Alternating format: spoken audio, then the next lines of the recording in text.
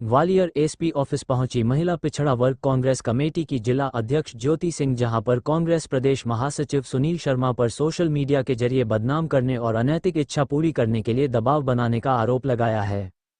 कांग्रेस नेत्री का कहना है कि कांग्रेस नेता द्वारा अपने गुर्गों के जरिए सोशल मीडिया के जरिए लगातार उसे प्रताड़ित किया जा रहा है और उनका चरित्र हनन करने का प्रयास कर रहे हैं। कांग्रेस नेत्री का कहना है कि पूर्व में भी वर्तमान ऊर्जा मंत्री और ग्वालियर विधानसभा से विधायक प्रद्युम्न सिंह तोमर के साथ उनका नाम जोड़कर बदनाम करने की कोशिश की गई थी।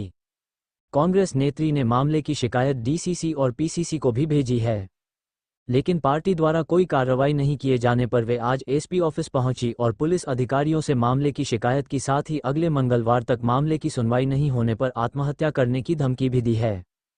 पुलिस ने जहां कांग्रेस नेत्री को मामले में उचित कार्रवाई करने का आश्वासन दिया है, तो वहीं इस पूरे मामले में कांग्रेस नेता सुनील शर्मा की सफाई भी सामने आई है। कांग्रेस नेता का कहना है कि शिकायतकर्ता महिला द्वारा वार्ड 9 से पार्षद का टिकट मांगा गया था और टिकट नहीं मिलने पर उनके द्वारा इस तरह का झूठे आरोप लगाए जा रहे हैं, जो कि बिल्कुल निराधार हैं। कांग्रेस नेता का कहना है कि इस तरह की गंदी राजनीति नहीं होनी चाहिए और उन्होंने पार्टी के वरिष्ठ नेताओं को भी मामले से अवगत कराया है, जिससे सत्यता के आधार पर मामले की जांच हो सके।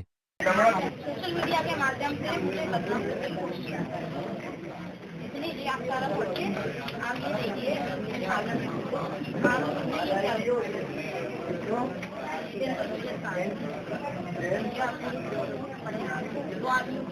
देखिए मुझे बीच में क्यों लाए, क्योंकि मैं यहाँ से ग्वालियर हमेशा ये सामने ही आपका नहीं है और दूसरों से कमेंट करना है। अब मैं क्या करूँ, आत्महत्या कर लूँ राजनीति छोड़ के?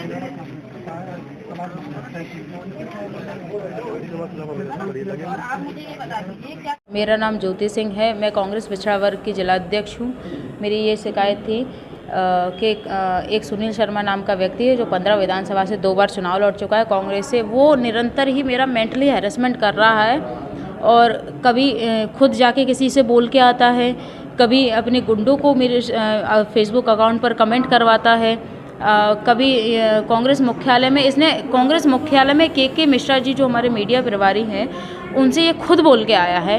उन्होंने मुझे खुद ने बताई थी कि सुनील शर्मा बोलने आया, तो बोला तो वो ज्योति सिंह राजनीति कुछ नहीं करती हैं, वो तो नेताओं के पीछे घूमती रहती हैं, उनके साथ रहती हैं। और क्या पूरा विवाद है और कुछ पुरानी भी बातचीतें 2022 से निरंतर ही ये मेरे पीछे पड़ा हुआ है।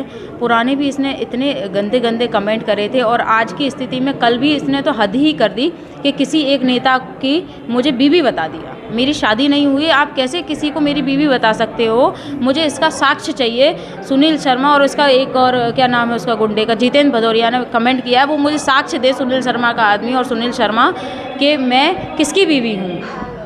आपने एक पोस्ट की है अपने सोशल मीडिया हैंडल से जिसपे क्षत्रिय विरोधी बताया इसमें? बिल्कुल क्षत्रिय विरोधी है सुनील शर्मा।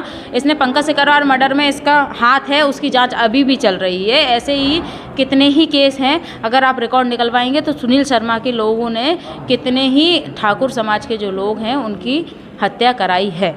तो क्या लगता है सरकार भी समर्थन दे रही है क्या? सरकार समर्थन दे रही है, चूँकि ये सिंधिया जी का आदमी है और मैं तो कहती हूँ सुनील शर्मा सिंधिया जी का आदमी था और है और हमेशा रहेगा, इसलिए चुनाव निरंतर हारता रहा है। इस बार हम तो चुनाव जीत रहे थे, कांग्रेस पार्टी इस बार 15 विधानसभा जीत रही थी। इसने जानबूझकर चुनाव हारा है, चूँकि सिंधिया जी के जो पीए हैं उन्होंने इनको फ़ोन किया था और इन्होंने बाहर जाकर कुछ अमाउंट लिया है और चुनाव हारा है।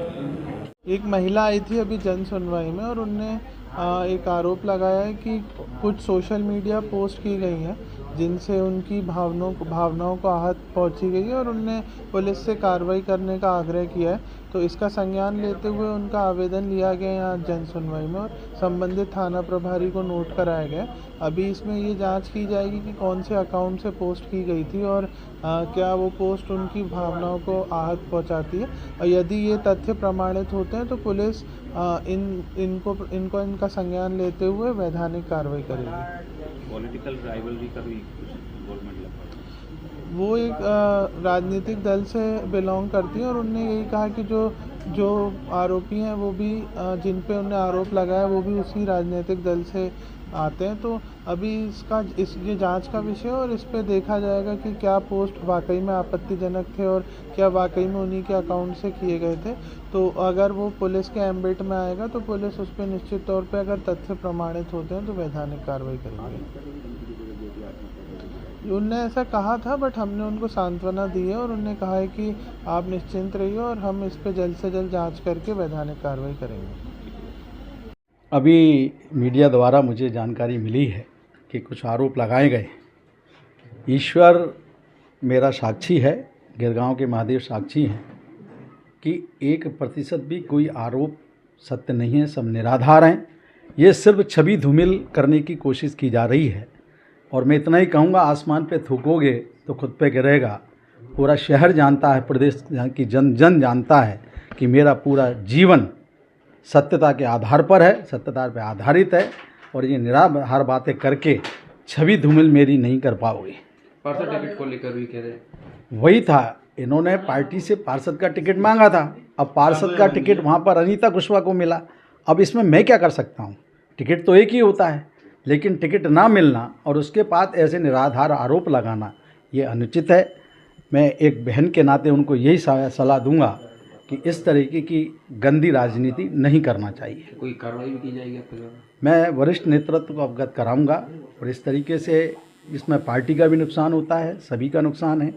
और इतना ही कहूँगा कि जनता सब जानती है कि मेरा पूरा जीवन सत्यता के आधार पर है। ईश्वर मेरा साक्षी है कि 1% भी कोई सत्यता नहीं है और ये जनता भी जानती है।